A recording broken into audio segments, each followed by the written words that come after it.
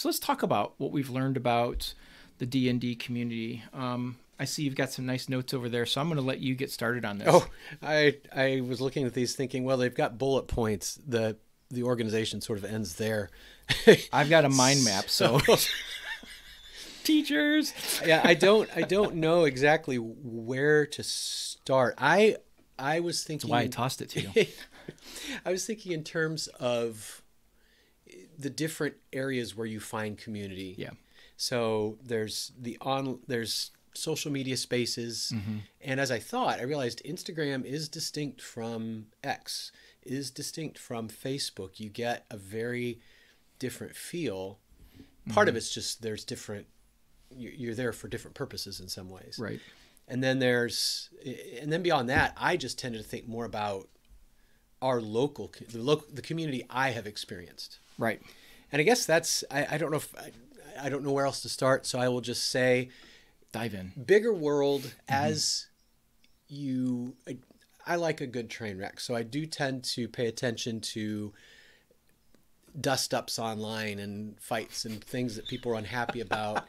And I've got to say, for all of the negative things you can hear about in the gaming community, I have experienced none of it personally.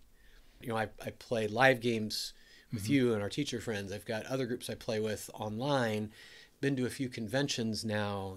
I'm involved pretty heavily on Instagram in the gaming community. You're more so on X. And I cannot think of a single instance of an unkind word. I mean, I feel the same way. And I mean, so when we started the YouTube channel, I wondered, this is a place where, I mean, really any social media it could blow up in your face. But we've gotten a lot of comments on our YouTube channel and nothing but positive, wanting to add to the conversation, things like that. Now, what I will say is there is definitely there's definitely been times. Let's go back to the OGL, the Wizards of the Coast OGL at the beginning of 23, and it came out of the woodwork. And I just wonder in some cases like that. Now, granted, there was frustration. You and I were even frustrated, just like, why would they do something like this? I wonder how many of those people are the invested community, or are they just people that are looking for something to be mad about? Right. And so they just kind of dogpile on because it went away. Yeah. I mean, just recently, Kobold Press released that their Black Flag project is now coming out like this month, Tales of the Valiant or something like that. Yeah. And good for them. But I don't see things like, oh, I'm getting rid of Wizards now. I'm going straight to, like, there's no like blowback of I'm with them and that's all I'm doing, which is kind of what it would have been, say, Kobold Press dropped that in June, this time in 2023. Yeah. Probably. And so I feel like there's, when a fire gets started, other people that aren't part of the community come in and blow it up. And I see that in Star Wars, and we see it in Marvel and Disney Plus shows and things like that, where it's like, where did these people come from? Like, where have they been all along? And so I think when we look at stuff like that and we look at our community, we have to say, is this language coming from people that we know in the community, or are these just people that we've never seen before? And to be... I don't know what the term would be, not to play devil's advocate. That's not exactly what I'm doing here. But also, we are, as in anywhere else, we have a certain sub-community within this community that we're part of just because those are the people we've met. Those are the people we've talked to and interacted with. Not to step on landmines, but I think you do see a lot of just combat around issues of inclusivity and things like that. Yeah. And again, not that's a tangent we don't need to go down. That's not what our show's about. Right. Arguing over things like that. But I will just say, what we've noted when we've seen, publishers, for example, make an effort to accommodate change of viewpoint of inclusivity. Right. Our comments are always, we never needed the publisher to tell us that not all drow are bad. Right. Right.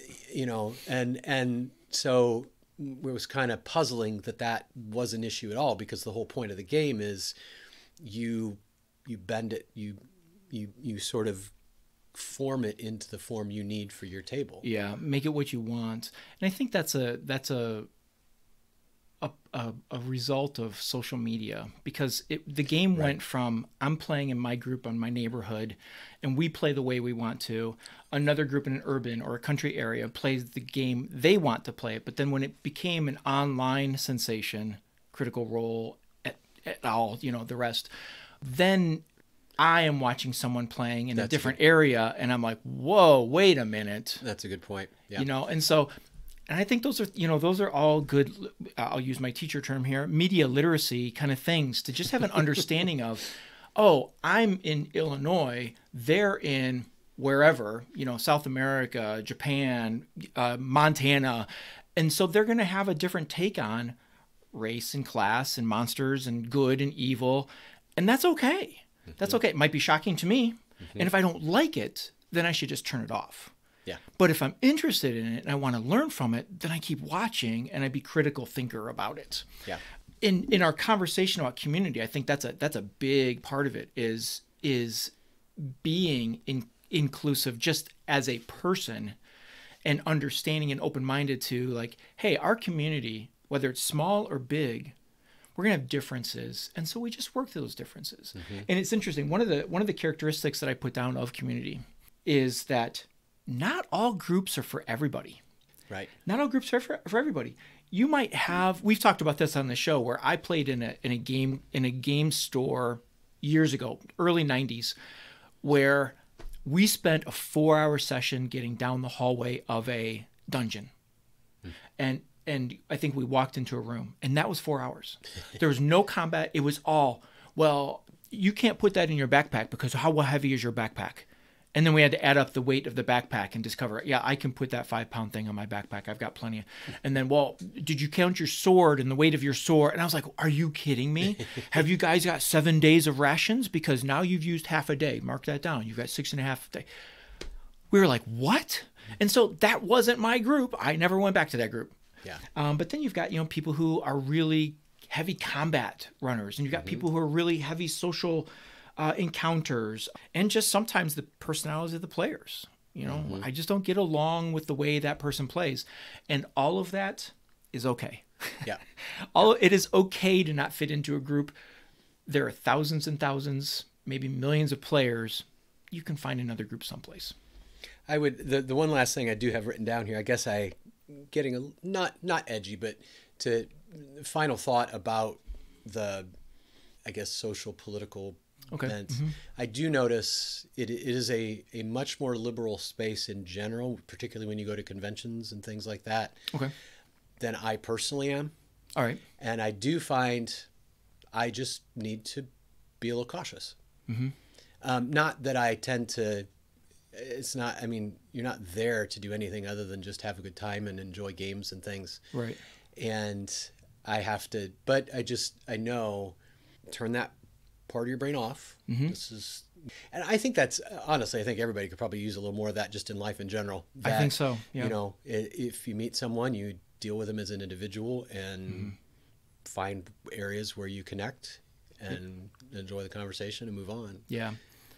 And I've never been in a group at a convention where I've been like, I can't stay. Right. However, if I was, I would just politely excuse myself. And I probably wouldn't be like, you guys are a bunch of whatever. No. I'd just be like, hey guys, I forgot I got something. I apologize, or I'm not feeling well. I would just come up with something and just excuse myself. And I don't need to throw down a firebomb. No. I can just excuse myself, and that's all right. It doesn't do any good. Yeah. Thank them. Thank the DM. Be like, hey, I appreciate you running this. Everybody else is nice meeting you. I got to move on. And that's okay. And that's totally okay. I don't know, that would disagree with you on the whole like convention scene. I would agree. It definitely at times has a bit of a leaning, but again, that's all right. It's all part of not all groups are for everybody, and that's all right. But like I said, I've never been at a convention where I felt like I had to like walk away. Right. The overall feel is just, particularly at Gen Con, is what I'm thinking of, is everybody is just so joyful because they're with their people, and you're surrounded by games and cosplayers, and cosplay is not my thing, but I'll watch somebody think, oh my goodness, that is amazing. How did you do that? It is, and yeah, the whole experience is, you're so overwhelmed with that. There's not much time to be upset about things. Yeah. Speaking of the cosplay, that's one of the things I love about the conventions. You do get to experience a bunch of different communities. Yeah. Because let's say we'll go back to Gen Con again, because there you have some amazing cosplay, and I'm with you. I'm not one to build it. I don't have the creativity nor the patience to do that.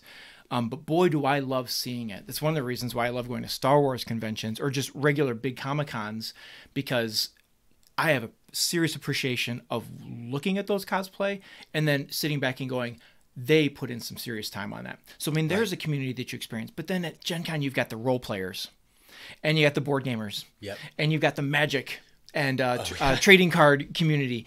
And you have, they even have a room of video games. Yes. And a whole row of pinball machines. And a whole row of pinball machines. I'm kicking myself. I hope they have that this year, because I never stopped to do it last year. They will. And then you've got the miniatures communities. And I look around and I'm like, this is so cool.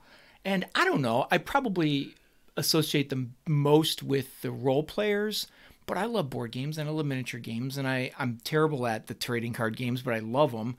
And so I think it's cool to see all those different communities, and it's cool to see them all interacting in that space. And so that was one of the categories of community I want to talk about, was that convention community. That's what I've got down too. And just but I would urge, if you're listening to this, you enjoy games, you haven't been to a convention, you really should find a place and go to one. It is really, I enjoy Gen Con. I'm naturally quite introverted, so huge crowds don't always. I remember your anticipation, or you don't really have anxiety, but it was you're like, what's this going to be like? I remember when we went to GaryCon for the first time, you were kind of like, I don't know about getting all these people uncrowded, but yeah. And so I actually, as an introvert, kind of really enjoy taking time to just float and watch. That is really enjoyable, to just see people surrounding a board game, totally invested in it, and that was one of the coolest things at GaryCon, was the whole room of D&D, 25 tables. Yes. And, at any given time, one of them is erupting, with excitement for some reason or other. And that energy really does you feed off it. And even if your table's quiet at the time, you're experiencing that. Their excitement. Yeah. And it really, so yes, if you have not been to a convention, and they're all kinds, I've been to convention with 200 people, and Gen Con was 70,000, and they're all fun. It's all worth taking a look. Yeah, we're doing at our summer camp a session. You and I are doing a session for our kids on conventions. Yep. And part of what I put in the description was, are these things really worth the cost that you're going to pay for? Because they're not cheap. The big ones. Yeah. I don't go to these. I don't go to Gen Con and GaryCon and think, oh, I'm going to save $1. No, that's out of the. I don't even try that anymore. Although, if you find one that's within driving distance, our buddy came up just the day, bought a day pass. Adam, yeah. Well, Adam did that, but also at GaryCon. Greg McLaughlin. And so if there's one that's within driving distance, and there surely is, unless you are in the middle of Wyoming, right, you're gonna be able to find one, and that's very affordable. Yes, yeah, because you're just paying for parking and not hotel and parking. Yeah, and just a one day is yeah. And I think part of what's worth that money is immersing yourself in the community. Yes. It's not what I walk away with physically. It's not even that necessarily I sat down and won games. It's more that I just got to interact with people that I don't normally get to interact with. And so that kind of leads me, I don't know if you have more to say about conventions, but that kind of leads me to another large community, in that it's another large potential community that you can tap into, and that's an online community. It's one that is largely untapped on my side, because I play an online game in the summers, but that's with people that I know from around the world, from around the country. I didn't meet them through gaming. I met them through actually the Star Wars community, and so we play. But you play in a game that you started with people that you didn't really know, a couple friends, but then an acquaintance, and then that acquaintance's friends. Tell me a little bit about that experience of joining in with a group that you didn't know everybody, and actually you're the DM of that group. Sure. I think that's you mentioned that in microcosm. I think that is a very good example. I experienced a little bit of taste of benefits and drawbacks. Yeah. It came about in an odd way. Our buddy Alan Morris, the artist that we interviewed, when we interviewed him, he bemoaned the fact that he hadn't been able to play D&D, and I just kind of threw out, well, I'll run a game for you sometime. Yeah. And then saw him the next year at Gen Con, and he brought it up. Yeah, that's right. Well, yes, I will do that. So I was excited to do it. Rounded up Mark and my buddy Jared to play, and Alan said, hey, I've got a friend. Can he play? Sure. And then that friend said, I've got a friend. Can he play? Right, yeah. And so I thought, oh, okay, now we've got strangers, total strangers. And so that went okay, and then it didn't. The friend of the friend, right, had the one that had the least association with everybody. Yes. Yeah. Had some very different views on certain things, and it got a little tense, actually. And I felt bad because I felt like I had misstepped in a way, and I felt, I've apologized, said I was sorry, but then one of my buddies didn't like the way I was talked to, and that became a side discussion that got quite ugly, and I thought, this isn't why we're doing this. Right. And then everybody sort of took a breath, acted like adults, and we got back to it. And eventually that one individual decided there were some other reasons, like time. There was a big time difference. Right. And it just wasn't working. Yeah. So we parted in very friendly terms. But the remaining ones, Alan's gotten to be, a friend rather than an acquaintance. Yes. And I've never met his friend in person, but Chance is awesome. I always look forward to hearing his adventures. He's got a really interesting job where he travels a lot. So we get on. The first thing I say is, "Where have you been this time?" And, nice. Yeah. That's cool. Alaska, Sicily, New York. It's just, you never know. So yes. And I was thinking about this the other day, that we're kind of told that online friendships aren't real sometimes in the media, and I get why that can be a problem. Sure. But in this case, I thought, no, this is, you can hear the enjoyment in everybody's voices. They like each other. They like being together this way. And if it weren't for online, we'd never have met, and you wouldn't have that enjoyment at all. Right. So. And how cool is it when sometime in the future, whether it's Gen Con, Gary Con, or another convention, that you actually get to meet Al? I mean, you've met Alan before, but then his friend, and just how it'll be an instant, yes, conversation and reminiscence of the game and all that kind of stuff, which I think is really cool. I wish that I had more of those instances where you have that. I mean, when we eventually get to meet up with Chance Russo again, yeah, I can't wait to see the guy. Yes. Because we played in his game at Gary Con, 3 years ago now? 3 years ago, yeah. And we've had him on the show, and we did a little promotion for him when he was doing a project. But since then, we really haven't had the opportunity to meet him. Yeah. It's going to happen. It's going to happen, whether it's Gen Con or next year Gary Con, and it's just going to be great to see him and visit with him. And there's a few other people like that as well. Like, I mean, we met Adam Watson that way, and then met with him face to face at Gen Con last year. And there's a few others where it's a lot of fun. Yes. To do that. So your story, actually, I'm going to go back a step, and then I'm going to go forward a step. Is is a great example of, hey, not every group is for everybody. Yeah. Okay. It's too bad that it got to a point that it did, but it's nice though that it resolved itself without destroying the group. And I've no doubt from the things you told me about the player that stepped away that he's probably a good guy. It just didn't work out with that group. Yeah. That's the step back. Now the step forward is something that I've learned a lot about the RPG community is largely, in fact, probably more than largely, supportive and helpful. Yes. Yes. I've yet to come across RPG players from our local group to going way back, playing as a kid, that wasn't a group of people that once you started playing with them, they didn't have your back outside the game. And they were more than accommodating and helpful in the game to make the game more fun.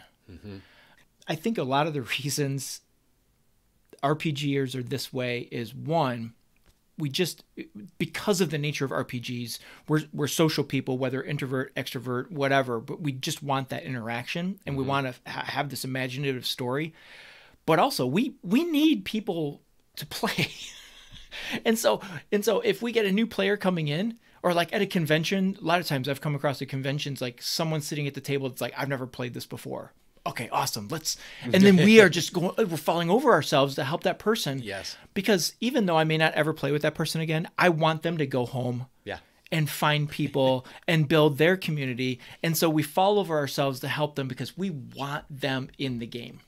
And that's something I think is so cool about really gamers in general, but especially RPGers, because anybody can sit down and play a board game. All right, that might be a generality, and don't come charging at me because of that. But I mean, most people can sit down. We played board games since we were little kids. Monopoly, Sorry, things like that. But RPGs are a different kind of animal. And so I just think it's cool to watch everybody help each other when it comes to that. And I think, I've played for many, many years. And in our game, you guys are constantly like, I look at you guys and you're like, yeah, I think that would be, right? And so we kind of help each other even within the game to make sure it's as real as possible, but also fun as possible. I'm trying to think, in the most recent game we played, who was it wanted to do a sliding maneuver under a wind? Was it? I think it was Paul.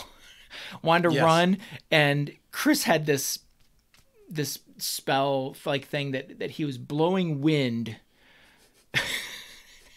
But it was constant. It was a constant. It was a constant wind though. And Paul's like, well, okay, can I run and then like slide underneath where he's blowing, then come back up and attack?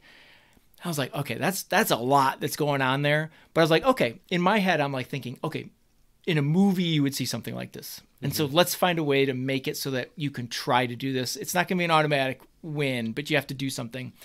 And so he rolled the dice, and it wasn't a complete fail, but it didn't meet my DC. So I gave him most of that action, but he couldn't do the attack at the end. So like I was picturing in my mind and hoping that everyone else is seeing this in the movie as well, where he's running and he does like a baseball slide feast and then he pops up, but he like fumbles his sword or whatever his weapon was, but then grabs it, but can't make the action was like fumbling it and grabbing it and couldn't make the attack. I totally forgot where I was going with that. Other than just helpfulness in the community. Yes, but like I look to all of you guys like, okay, what do you guys think? Is that fair? And you guys like, oh yeah, that makes sense. Okay, let's do the roll. That leads into, I wanted to talk a little bit about the distinctions among the different social media platforms bring out different aspects, so there's different focuses, at least that I've found. Yeah. And it doesn't have to take very long here, but Instagram, that's kind of where I've kind of set up shop. And obviously as a visual, more of a visual social media, there's much more. You see you do see a lot of sort of Twitch streamers promoting their shows on there. Yeah. But you also see where I've kind of dug in is it's the adjacent hobbies.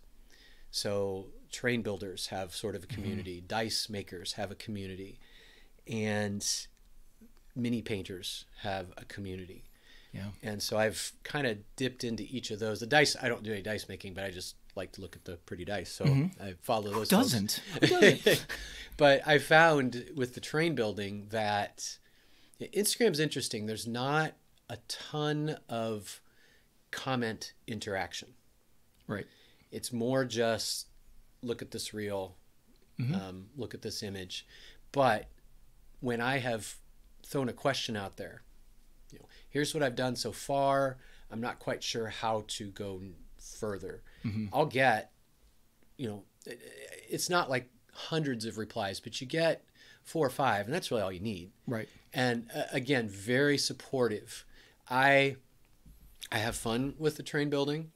I feel like I'm getting close to achieving the 2-foot rule. I don't know what that is. If it's 2 feet away from you in dim light and it looks good, you've made it. So I've got close to that. Yeah, that fits for minis too. But I'm definitely not at the level of a lot of people that put their images out there.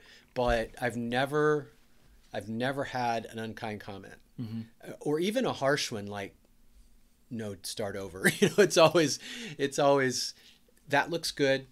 If you want the next step, here's something else you can try. Helpful comments is what I've noticed is, hey, I love this. Have you tried doing this? Or I've on shingles, house shingles, I've tried this before and it really worked well. So complimentary and helpful all at the same time. Yes. I think, and that's, I would agree. That's what I largely see on Instagram as well. And it's more visual. So when you make the comment about like it's not really a place where you are reading comments necessarily.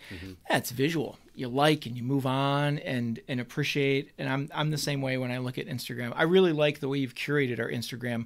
When I want to see D&D stuff or roleplay stuff in all those communities you're talking about, I don't go to my own because it has a whole bunch more stuff. But when I go and look through our feed, like these are cool things, and then I'll go by something, and this is not a lie. I'll go looking through stuff and I'll flip and I'll be like, that's really cool. And I realize it's yours. Oh, I'm like, all right, 2-foot rule apparently works even on camera. It doesn't add 10 pounds. So I would agree with you. I would say, and you correct me on this, but I would say that I've seen you apply a lot of those comments and it has done nothing but improve your work. Yes, it's been helpful. It really has. And one last quick thing, just while I'm talking about it, as far as the dice making goes, if you are Instagram, if you are kind of thinking, oh, this sounds like something I would like to kind of dive into, definitely, check the list of people I follow on Teachers in Dungeon. But one in particular, D20 Dinner. Yes. Our friend Jamie, she's going to be helping us in our summer camp. We'll have more about that later. But she's a dice maker. She would be a really good one to follow. She posts some pretty cool stuff. 100% agree. She's great. She's a great person. Fun to talk to. Very positive. Yes. I really like being around her because of that. On Twitter, it's a little different than that because you get 4 images, so it's not intended to be a very super visual. Right. But the comments do go on those. Sometimes I have a hard time following the feeds because you have the main line of comments coming off of the main feed, but then if someone comments and then other people comment upon that comment, it can get a little complex for me. I'm sure there are people that navigate it just fine. But some cool places that I see there is Ed Greenwood is on there. And if you love the lore of the Forgotten Realms, you got to follow Ed Greenwood. Now, his stories go post to post to post. Like he just deep dive into a post, but he'll give the lore of things and stuff like that. But I find that Twitter is more informative, where the Instagram is oh cool, I get to look at this and really appreciate the visuals, whereas Twitter goes more into the deep dive of commenting and sharing stories and that kind of thing. Again, like we opened the show with, I have not come across a ton of negativity, but I'm also taught myself really well that if I do come across something that feels not right, I just abandon. Because I don't want to say I ignore everything that's bad, but I acknowledge it and I move on. I'm not going to get involved. But that's far and few between that I come across stuff like that. So a couple more items that I have about community, and then I know we need to wrap up soon, is that one of the things I love about community is what I learn from community, whether it's our own small group of teachers playing, whether it's a regional group that, like when we go to Gamers for Good, it's whether I go there or go to a large convention, is two things happen with me when I see that. Is one, when I see the way people role play, it either validates, oh, okay, so I am doing things right by that. There are still people that use a flat map and coins or tokens or something that's not miniatures. So I'm still relevant there, even though like you bring out huge tables that when we come downstairs, when you're DMing, one of my favorite things to do is walk downstairs and be like, what is this setup going to look like? Whereas I know when I'm DMing, that's not what people are doing. they're like, okay, Tom's going to have a flat map and I hope that everything else is cool about it. Well, but you also are traveling to my house, so it's not like you could carry all that stuff anyway. That would change. Yeah, that does make it a little bit different. But when I go see other people play, it validates things that I do, but then I also am able to sort of learn from and see a style that I like, or a description, or just anything, and then I can build on that, and I can modify the way I do things and become a better DM or player myself. And that's on a individual side or a selfish side. That's what I love about community, is learning from everybody. Yeah. Last thing I've got is just we're going to be doing the presentation at Gen Con. Yes. And those are three communities we're going to talk about: the game store, the schools, and the public libraries, or just libraries in general. Right. And what they offer in making community, but then also offer in making available space to build those communities. And I just think those are three really, really important parts of our community. You know, I look at stores. I mean, they go up against a massive conglomerate online that makes no community. Yeah, it's great. I can save $15 on a D&D book, but all I'm getting is a D&D book. Yeah. Whereas when I go to a local game store, I'm paying $15 more, but you know what? I'm paying $15 for them to make the community. And if I need a place to go play or have conversations with people or just sit and relax or browse, that's what they do for us. There's a sociological concept, the third space, that you've got work and you've got home. And there used to be countless third spaces, another place where you can go to meet, to interact. And we're losing those to a certain extent. So library and game store both are really important places to preserve for just that sort of a purpose. And the benefit they bring is all the things we just talked about. Yeah. Is they build the community. They give you other people to play with, make new friends. They offer a product that is something you can't buy. And not to get too apocalyptic, but given the way social media, I think, damages people socially, I think you're kind of investing in your own mental health to invest in a community that's face to face like this. Right. And I think it's just a really good thing to seek out. Yeah. So I don't know. When we talk about community, it's one of the things I like to talk to the kids about. Is this is important? You know, besides just being a game, it's a way to meet. I mean, Lexa said last week in the show, she said, I'm looking forward to going to college. Yeah. And there's a gaming group already there that I know about. And, and Noah said the same thing. And in fact, he said, I would be the one that doesn't go places to do stuff, but I look forward to finding a group that I can get in with. Yes. That's what it's all about, is just connecting people and having a good time. And you mentioned the mental health aspect, and I think that's totally key in this, especially into this world that we live in today. Yeah.